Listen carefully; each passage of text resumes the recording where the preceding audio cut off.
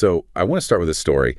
Last December, I watched this woman walk into a room, and this room was filled almost entirely with conservative Republicans. Okay. Her husband, he was the guest of honor. He's a senior editor for the National Review, one of the biggest conservative magazines in the country. Right.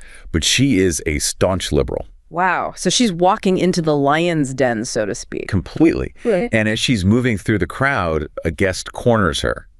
And he asks, "What did you think of the Kavanaugh hearings?"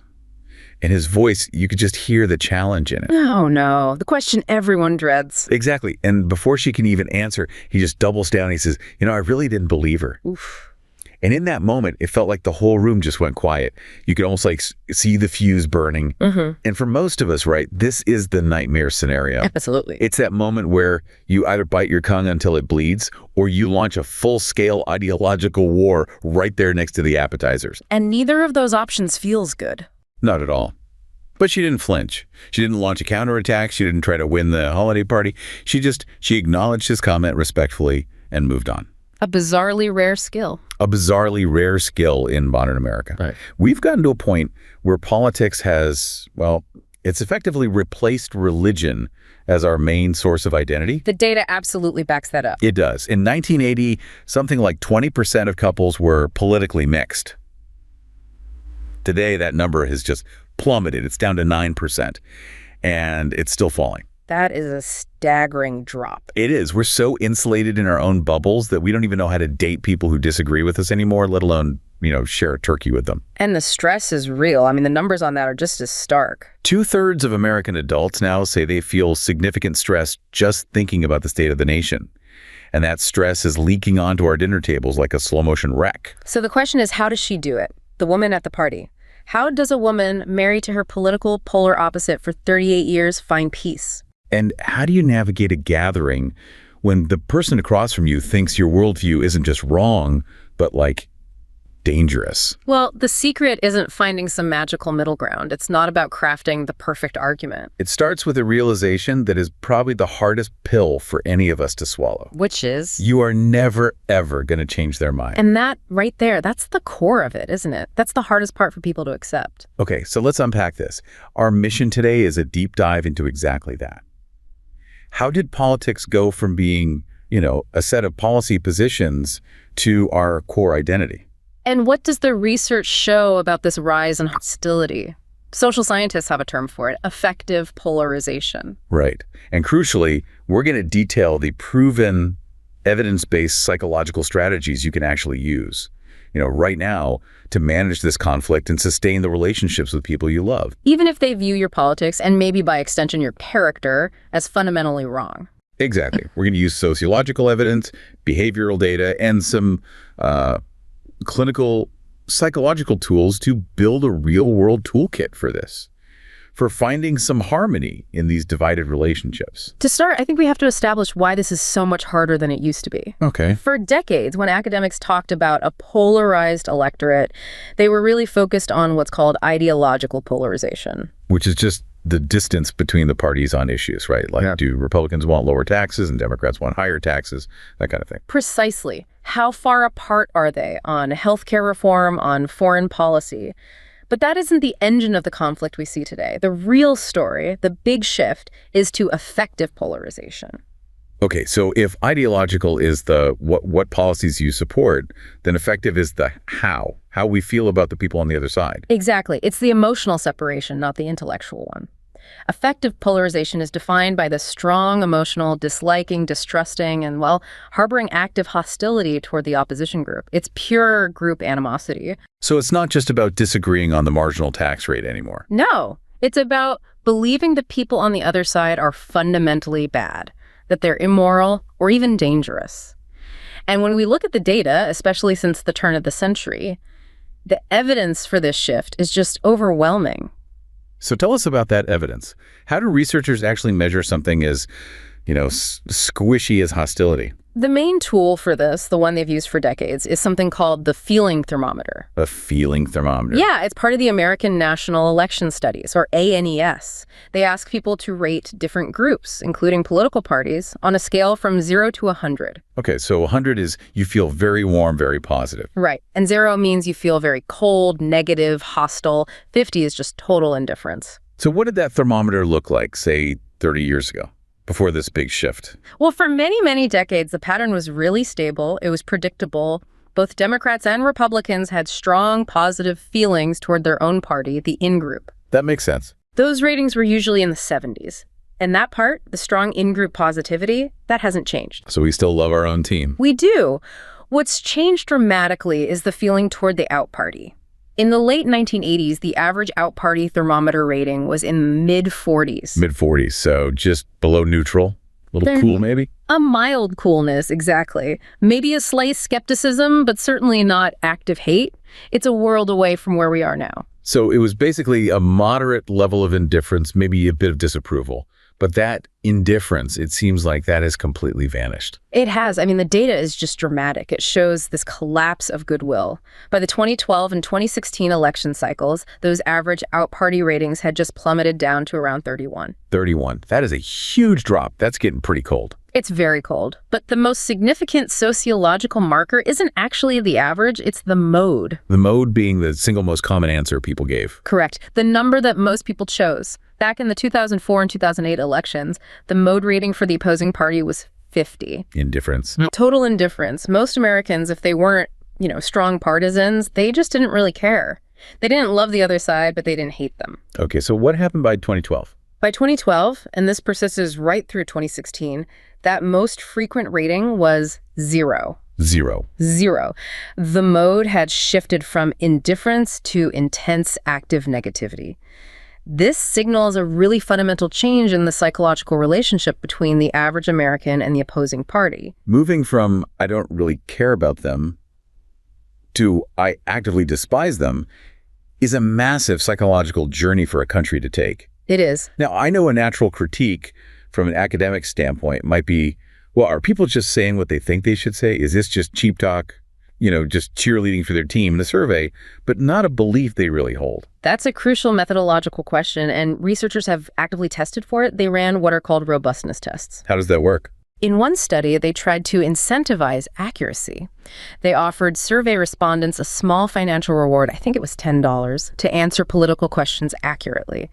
Then they doubled it to $20. To see if more money would make people be more, moderate? Or less extreme in their hostility? Exactly. The hypothesis was that if these negative feelings were just impulsive or, superficial, then the financial pressure to be accurate should reduce the polarization they expressed. And what happened? They found the difference in negativity between the groups was trivial, regardless of the incentive. It didn't matter if it was $10 or $20. So the money didn't move the needle at all? Not really. Okay. Which suggests that these partisans' negative evaluations of the opposition, their belief that the other side is intensely disliked, it represents their genuine, deeply held beliefs. This animosity is real. It's sincerely felt. It's not just posturing. And this genuine animosity is so profound that leads to what political scientists call the rise of a super identity, where your party affiliation basically overrides almost everything else you use to define yourself. This is maybe the most defining finding of modern political science.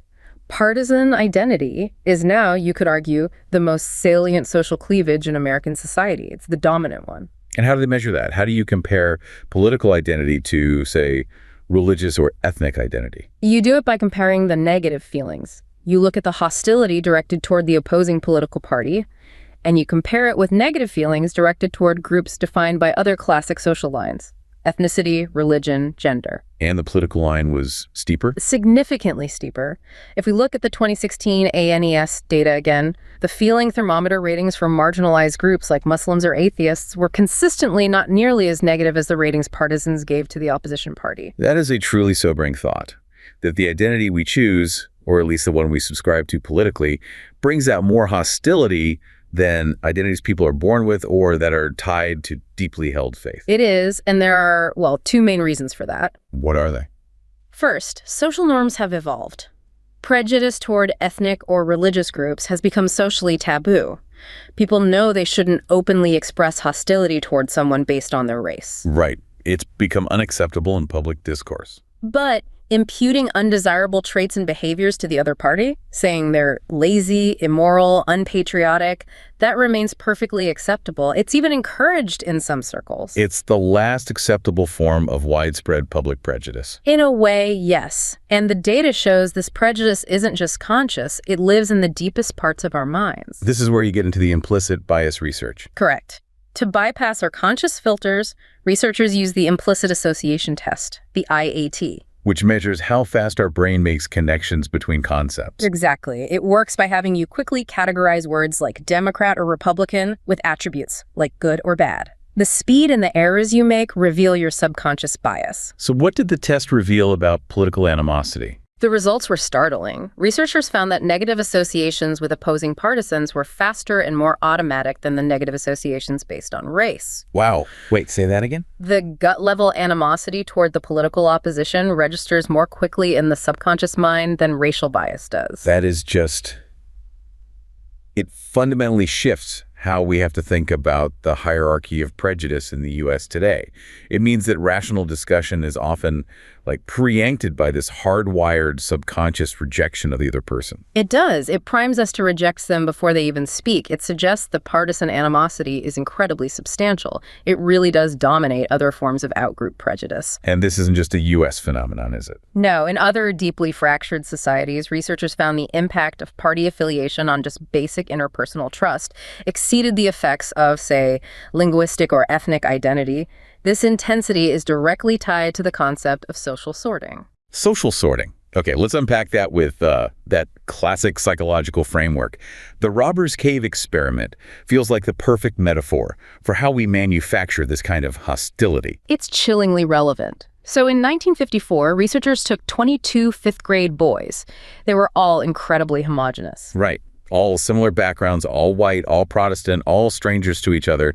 They took them to a summer camp in Robbers Cave, Oklahoma. And the researchers had to do very, very little to create warfare. So little, they just arbitrarily divided them into two teams, the Rattlers and the Eagles. They kept them separated for a bit to bond, and immediately this sense of in-group identity formed.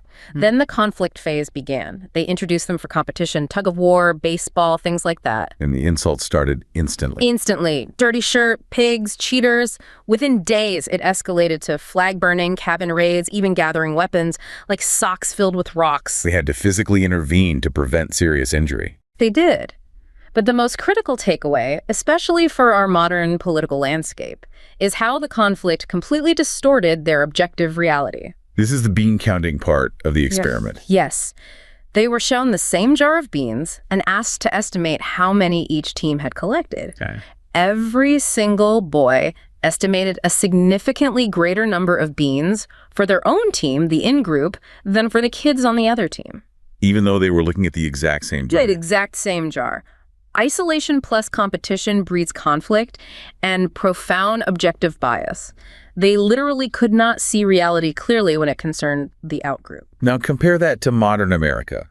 Historically, we had what you called cross-cutting cleavages. Right. So if you were a Democrat, you might be a Catholic Union worker, but your neighbor, who you liked, might be a Republican Catholic Union worker. Exactly. Your social divisions, religion, geography didn't perfectly align with your political divisions. Okay. And that forced compromise. It forced discussion, tolerance. You had to maintain goodwill because you were connected in other ways. But now, social sorting has created these mega parties where all those identity lines are just collapsing onto the political divide. What does that modern alignment look like? It's a convergence. Democrats are increasingly aligned with liberal, secular, urban, non-white, and highly educated identities. Republicans are solidly aligned with conservative, church-going, rural, white, and middle-class or wealthy identities. The identity cues have become perfectly correlated with the political cue. You see it starkly in the demographics.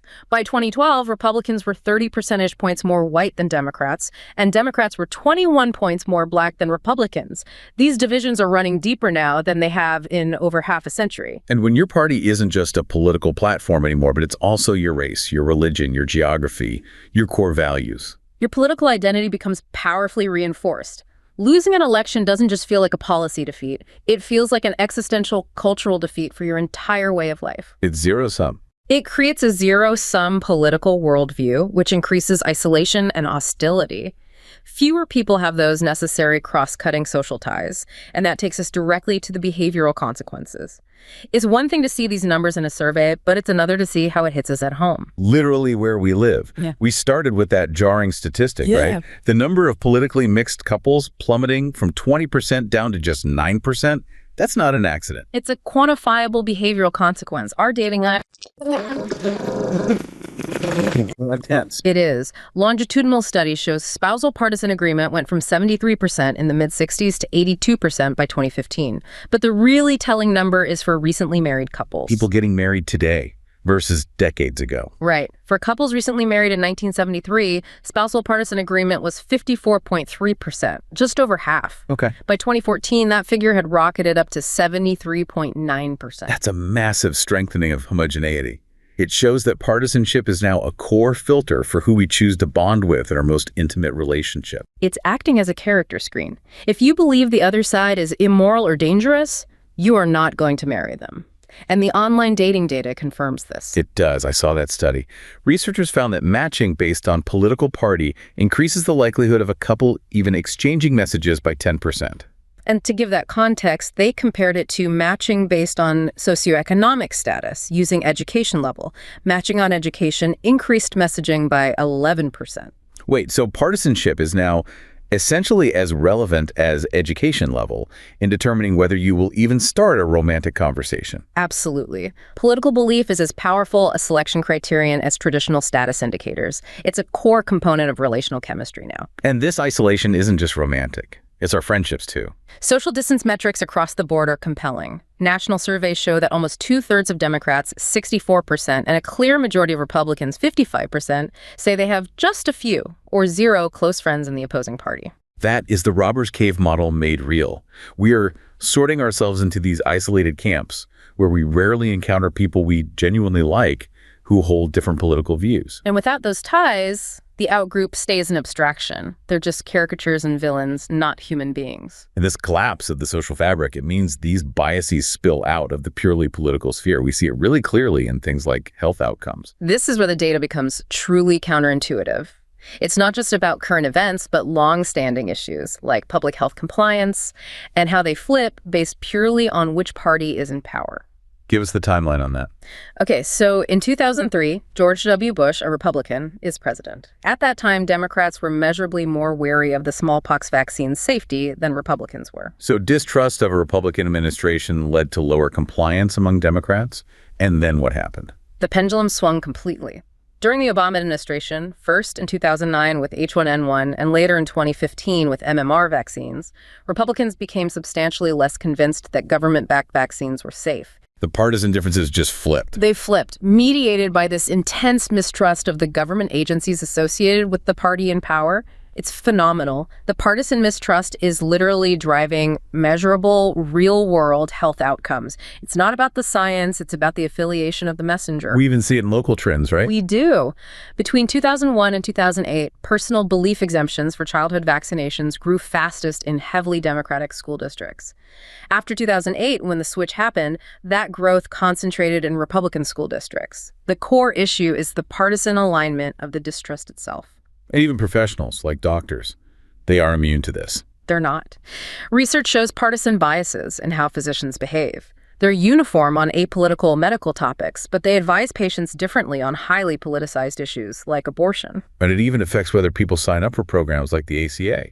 Absolutely. Partisanship affects willingness to enroll in government programs. Republicans showed substantially less willingness to enroll in the Affordable Care Act exchanges, even when economic models suggested it would benefit them. The partisan identity acts as an economic and health barrier. So if it's affecting our trust, our health, our social programs, does it also spill into our wallets, our economic behavior? It absolutely does. Affective polarization is tightly linked to economic expectations. When the opposing party controls the presidency, partisans are significantly more likely to say the economy is doing poorly, regardless of objective metrics. But that's just what they say on a survey. Does their behavior back that up? It does. Partisans modify major, costly purchasing behavior when party control switches. Researchers looked at proprietary Bing search data, focusing on terms that predict purchasing intention. Things like searching for cars or houses or stocks. Correct. Serious financial considerations. After the opposing party won the presidency, supporters of the losing party were significantly less likely to use those search terms. So they were actually pulling back on big life decisions. It suggests they were avoiding risky financial decisions because their genuine fear and distrust of the out-party president translated into concrete economic pessimism. They genuinely believed things were getting worse because their group lost. So political animosity becomes economic anxiety. And we even see this bias intruding into the job market. Audit studies where they send out fictional resumes show clear partisan bias in hiring. That includes subtle partisan cues on the resume, like volunteering for a student conservative group or an environmental justice association. What were the results? In a predominantly Democratic county, applicants with a Democratic affiliation were 2.4 percentage points more likely to get a callback. In a heavily Republican area, that pro-Republican bias was even higher, at 5.6 percentage points. So the party cue is now so all-encompassing that it's influencing whether an employer even thinks you could do the job. It is. It's influencing evaluations of competency. So to synthesize this whole picture, the problem we started with, that tense holiday party conversation, it's so much more than a simple policy disagreement. It is. It's a collision of core social identities. And it results in real-world hostility, distrust that affects our health and our finances, and the collapse of our social fabric. We've established this hostility is deep, it's pervasive, and it's often subconscious. The stakes are profoundly high. We have established the diagnosis. Now we have to pivot entirely to the intervention. Right. The practical, evidence-based toolkit for navigating these unavoidable moments of conflict and for sustaining our relationships. This is the practical application section. We need to get into the details here because that statistic, 2/3 of American adults feeling significant stress just thinking about the nation. That stress affects our health, especially when it threatens the stability of the relationships we rely on. And we have to begin with the foundational principle, which is also the single hardest realization for anyone who believes their cause is righteous. You are never going to change their mind. Going into a political conversation with a loved one with the goal of winning or converting them will consistently fail. It's a destabilizing force that prioritizes ideology over intimacy. That's a powerful but counterintuitive instruction. If we aren't trying to win, what's the goal? Why engage at all? The goal shifts entirely. It moves to self-preservation and relationship maintenance. The goal is threefold. Maintain the relationship, feel safe, and preserve your own personal peace and mental health. Because when these discussions devolve into shouting matches or personal attacks, which they often do, they trigger intense stress, anger, anxiety. They deeply impact your self-esteem. So the strategies we use have to be protective for your own mental health. Okay, let's start with strategy 1, setting clear boundaries. This is the barrier against that emotional burnout. The first step is just acknowledging the constant inundation. Politics is everywhere. Your nervous system is constantly on high alert. You need a break, so you have to identify your limits. What topics, what tone, what frequency you can handle. And then communicate them clearly and consistently. Consistency is everything. If you enforce a boundary sometimes but let it slide others, it will not be respected. So how do you phrase these boundaries effectively? Especially with, family members who feel entitled to your political opinion. You have to use I statements. Frame your boundaries around your feelings and needs, not their behavior. So instead of, you need to stop talking about that politician, which is an attack. You say what? You say, I feel stressed when we talk about politics. I do not want to discuss them while we are together. It's direct, it's respectful, and it's honest about your limits. Okay, let's walk through a scenario. You're at a gathering, you've set the boundary, and then Uncle Bob violates it 10 minutes later. He brings up the election. That's when you use the broken record technique. It's a crucial assertiveness skill. You calmly repeat your boundary request over and over again. Without engaging with the political content at all. At all. The power is in the repetition of your composed, neutral message. So Uncle Bob says, did you hear about that new Supreme Court ruling? It's going to ruin everything. What do you say? You calmly respond, I appreciate your interest in that topic, but I prefer not to talk about politics right now. And if he persists, but seriously, this is vital, You just repeat. I prefer not to talk about politics. Let's catch up on something else. How have you been? You redirect while reinforcing. So having a few pre-planned, polite declines in your back pocket is incredibly helpful here. Absolutely. Have them prepared and practiced. They can be direct, like, I appreciate your interest, but I prefer not to talk about politics.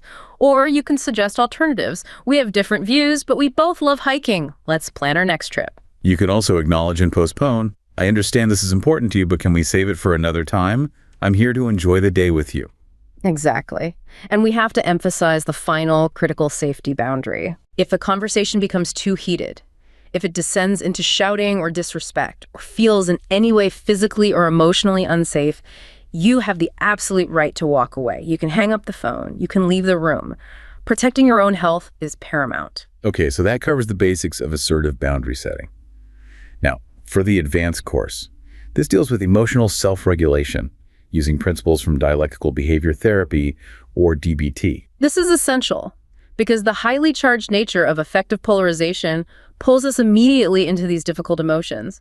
And once we're emotionally overwhelmed, we lose our ability to communicate effectively. Right. When you hear a political view that contradicts your core values, your nervous system interprets it as a threat. And you shift instantly into fight, flight, or freeze mode.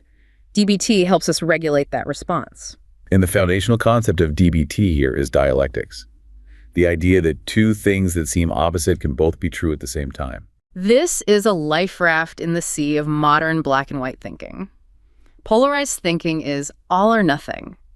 You are either right and good or wrong and evil. Dialectics forces you to honor the truth in both sides. This isn't about compromising your values, though. Not at all. It's about recognizing that the other person, even if they hold a belief you find abhorrent, is driven by a human motivation that contains a kernel of truth or a genuine fear. So we practice both and thinking. I can wholeheartedly disagree with their solution and still see the genuine concern that motivates their position. Exactly. You can say, I can see your point of view about the safety of our community, even though I don't agree with the policy you think will achieve it. You're seeking the kernel of truth in their perspective. You're acknowledging their humanity without accepting their worldview. Okay, the second part of the advanced course is preparing for the inevitable conflict. This is called Cope Ahead. Cope Ahead is a mandatory exercise before you enter any situation you know will be politically charged, like a big family holiday. It involves 5 critical steps, and you practice them when you're calm. So walk us through them. Let's use the Thanksgiving dinner scenario. You know your opinionated cousin is going to bring up some hot-button issue. Step 1. Describe the situation objectively, non-judgmentally. My cousin tends to bring up topic X after a few drinks, and I typically respond with anger. You identify the emotions that get in your way, like rage or defensiveness. Step 2. Decide exactly how you will cope. Be specific. Specificity is everything. You decide. I will take 3 deep breaths. I will excuse myself to walk outside for 5 minutes. I will use the broken record technique. I will use a stretch ball in my pocket. Step 3. Imagine yourself in the situation as vividly as possible. You mentally rehearse it. Hear the provocative thing your cousin says. Feel that immediate rush of anger. This preemptive rehearsal kind of inoculates you against the shock of it. Step 4. Visualize yourself coping effectively. You vividly see yourself taking the deep breaths, using the I statement, walking away calmly without exploding. You visualize success. It trains your brain to select the coping response instead of the reactionary one. And step 5. You practice relaxation, like deep breathing, immediately after rehearsing. This reinforces the desired emotional outcome. The whole plan makes you feel confident you can handle it before it even happens. That moves us into strategy 3. Prioritizing and compromise. This is about deciding when to stand your ground and when to keep the peace. In any interpersonal situation, we're constantly navigating between 2 core goals. And in a conflict, you have to decide which one you're prioritizing in that moment, the relationship or self-respect. How do you define those in a political context? Prioritizing the relationship means acting in a way that maintains mutual respect.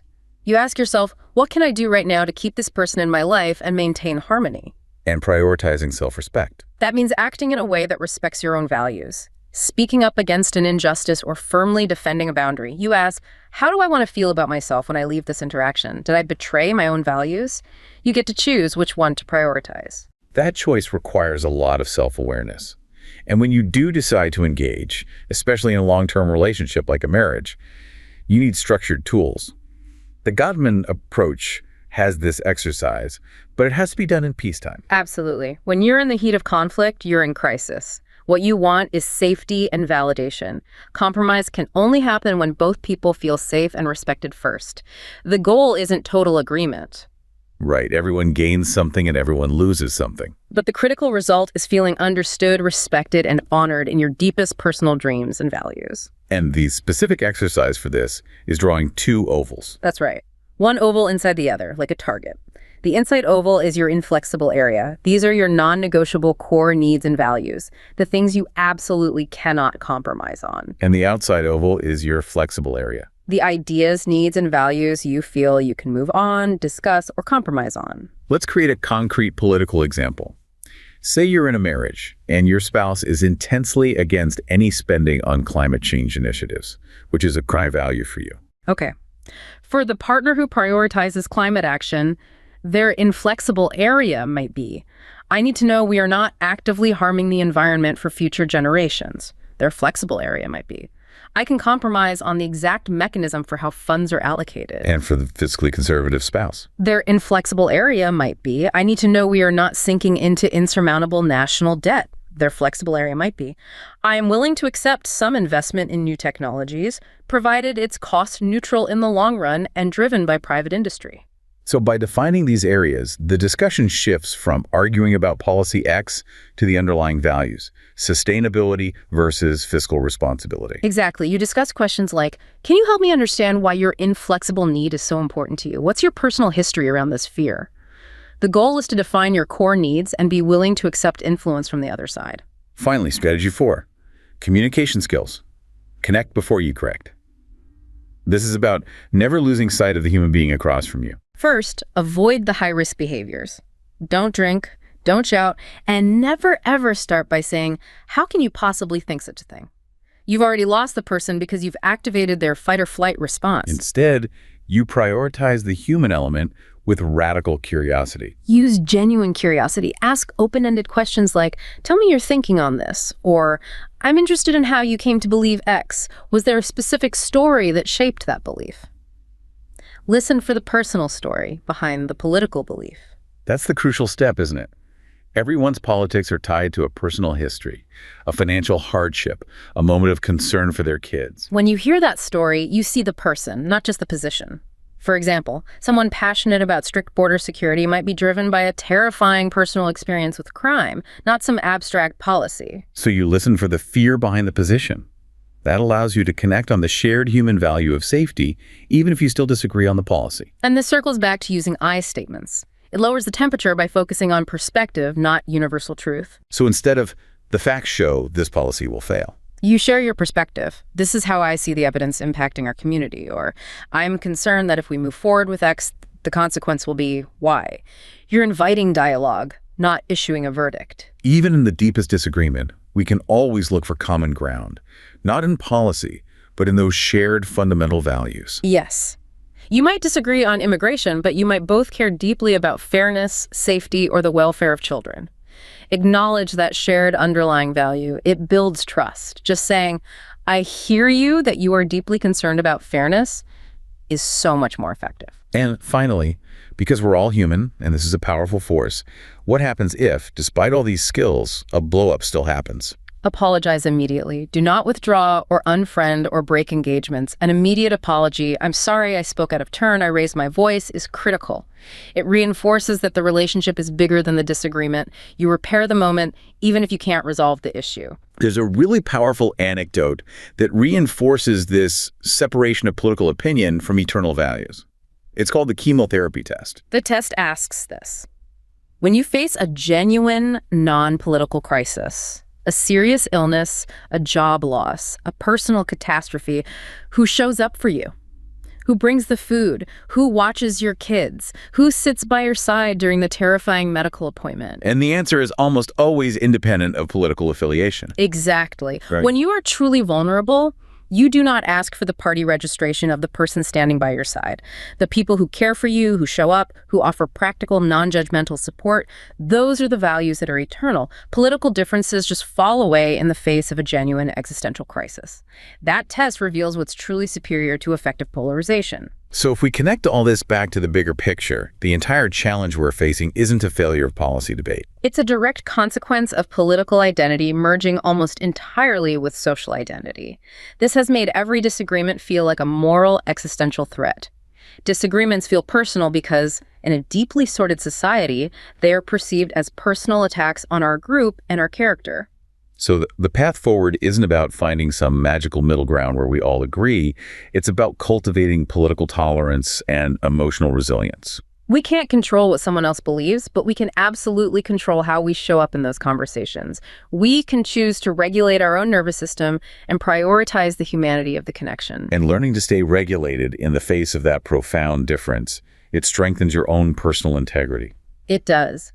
When you practice genuine curiosity, you peel back the layers of the political position, the party platform, the bumper sticker slogan, until you reach the personal story and the human heart behind it. That is the essential realization we have to hold on to. You can't fight someone in the same way when you know their heart. Once you know the personal story behind the political belief, the fight loses its edge and you see the person instead of just the position.